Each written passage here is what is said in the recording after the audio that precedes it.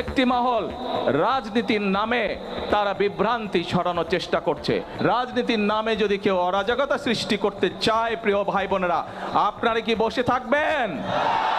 আমরা কেউ বসে থাকবো না। কারণ বিএনপি যে সকল কর্মসূচি গ্রহণ করেছে, প্রত্যেকটি কর্মসূচি হচ্ছে এই দেশের খেটে খাওয়া মানুষের কর্মসূচি। বিএনপি ওয়াদা দিলে পূরণ করে, দেশ গঠনে সবাইকে ভূমিকা রাখার আহ্বান সরকার প্রধানের। বিএনপি জনগণের কাছে যেই ওয়াদা দেয়, বিএনপি সরকার পরিচালনার দায়িত্বে থাকলে সেই ওয়াদা বিএনপি পূরণ করে। দেখছিলেন প্রধান শিরোনাম। রাতের সময় সঙ্গে আছি আমি গোলাম রাব্বি। এবার অন্যান্য শীর্ষ সংবাদ। ফারাক্কা চুক্তির মধ্য দিয়ে নির্ধারিত হবে ভারতের সঙ্গে সম্পর্ক। দেশের স্বার্থ রক্ষা করে নবায়ন চায় সরকার। পশ্চিমবঙ্গ সরকারকে নেতিবাচক বক্তব্য পরিহার